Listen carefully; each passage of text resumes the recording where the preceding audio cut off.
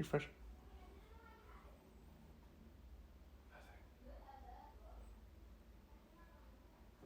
Try it again. There we go. All right, it's showing. What do you see on the? Do you see both mats? Yes. All right, cool.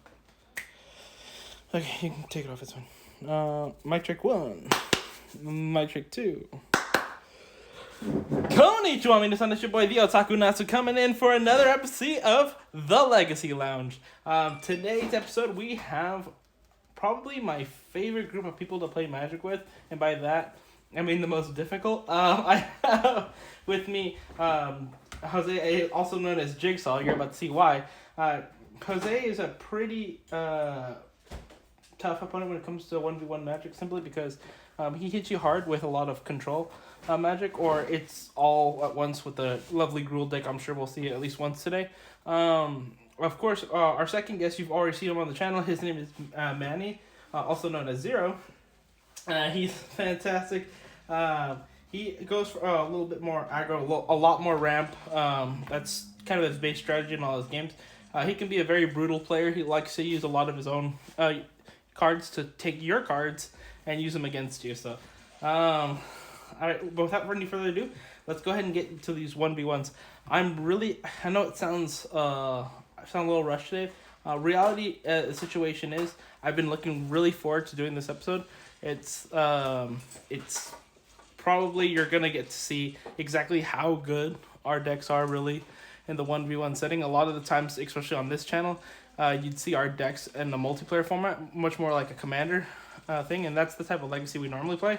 But I thought some of you might like to actually see, like, if we end up making these deck techs that I released earlier, do these have a shot at a tournament? Short answer is no, but they're really fun to play with. And let's go ahead and get into the gameplay. So we're going to be a tournament style. It's 2 games each. Whoever wins the most amount of games essentially wins. So it's going to be me and Jose, best 2 out of 3 for the first match. After that, it'll be me and Manny, and then it'll be Manny and Jose. So let's go ahead and get. All right. Jose, what kind of deck you rocking out today? Your favorite. Girl. Oh god. I'm actually going to be rocking with a pretty rough matchup for that, but I'm going to be rocking up with my Artifacts decks. I wanted to go with a deck that I didn't use last time when we were playing, and I wanted to show this is probably one of my more competitive decks. I use this deck a lot in Modern when I used to be playing in the Modern tournaments, and now I've kind of switched it up for it to be a more like Legacy focused deck. So as you can see, that's gonna be Jose's face at the end of this after he's done chewing through my effects. I can whiff. If please press F in the chat for me if you don't want to see me get tarnished, or if you do want to see me get get my ass handed to me, press F to pay respects. So thanks so much, and let's go ahead and get into it. So let's roll for priority 4.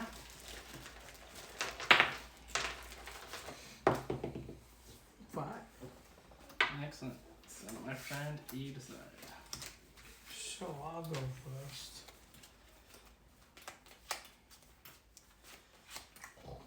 Probably just for the camera.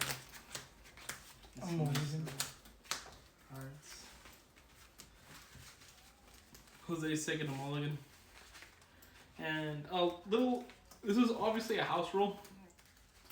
But we like to give a free mulligan at the beginning. Of course, if you're playing a real tournament, you take 6. But we are not try-harding it today. We're just going. Oh, that is way better. I like it. God help me. So this is what I'm starting out with, guys. Of course, we will, just like last time, we're going to be showing you the important cards as they come. There you go. And Jose, if you want to go ahead and show them your hand. Just flash it out like this. I'm not really gonna see much, but okay. You'd be surprised the cameras actually. Okay. All right. So you start us off. Force, go. Oh, thank God, I thought you had to turn one play off. I'm going to start things off with a Mishra's Foundry. And pass turn.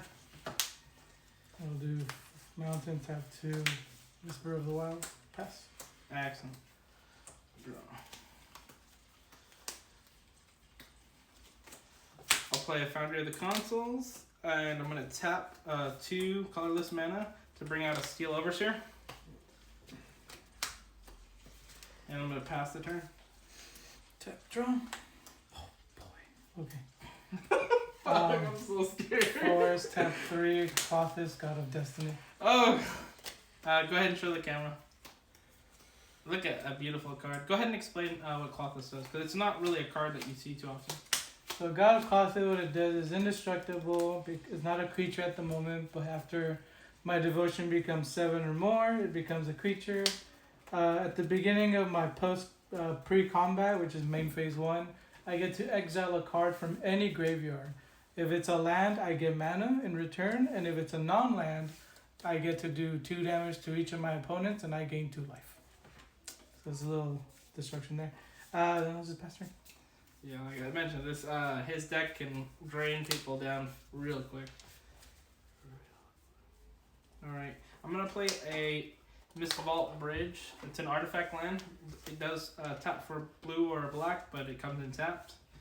And I will tap 2 colorless mana to play Steel Overseer's twin brother.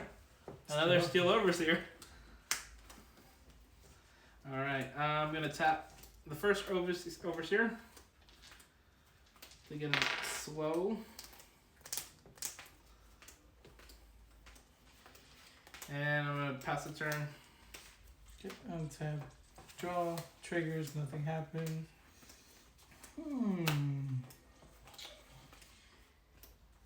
Yeah, sure, why not? Tap 3 for Undergrowth Champion. So he's a 2/2, but if damage would be dealt to him, I can remove a +1/+1 counter instead. Also, whenever a land comes into the field, he gets a 1/1 counter. So let's start that off with Mountain, Landfall. So now he's a 3/3. And then I will pass the turn. Untap. Upkeep. Draw. Alright, we did not get mana screwed. Let's go ahead and drop that Sequestered Stash. And I feel like we need to tap 2 mana to play our Ornithopter of Paradise. This is essentially a 0/2 that can attack for 1 colorful rainbow mana at instant speed. It's also just a 0/2 creature. Now I'm going to tap both of my Overseers, and they get 2 +1/+1 counters.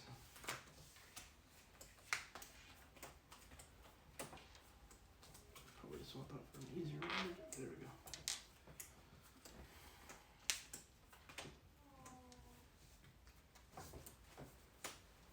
Nice. Alright, so as you can see, the focus of my deck is pretty similar to his, only it does it at a much slower pace and with permanent counters. It's to go big and hit hard and fast. We'll see exactly how terrifying Jose can be on his turn. It is your turn.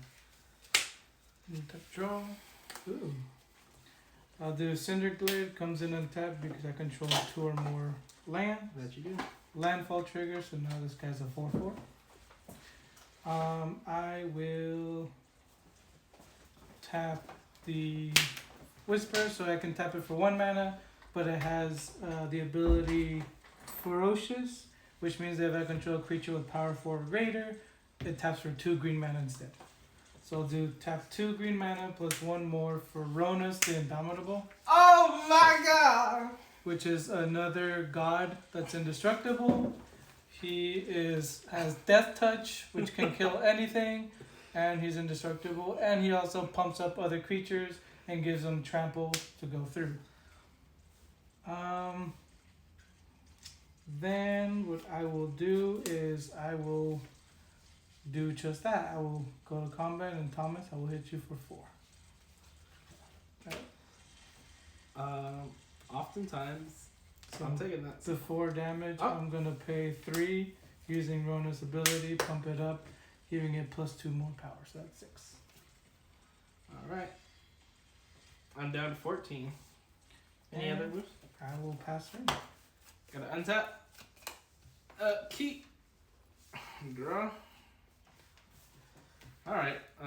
It's looking really bleak, guys, but I do have a few plays, so we'll see how he handles this.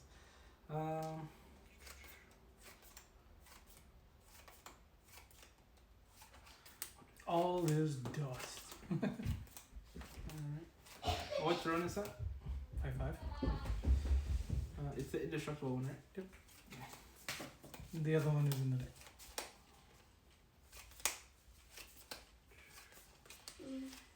Oh, here it is. Okay. This is what we do. Alright, so, fun fact, guys. The very first land I played is a Mishra's Factory. By paying 1, it can temporarily become an artifact creature, a 2/2. And so that's exactly what I'm going to have it do. Mm-hmm. My phone is literally perfect. And now, I mentioned that my Ornithopter could tap for a rainbow mana earlier, so I'm going to tap it for a blue mana. I'll tap this for a black mana, and tap these 2 for colorless.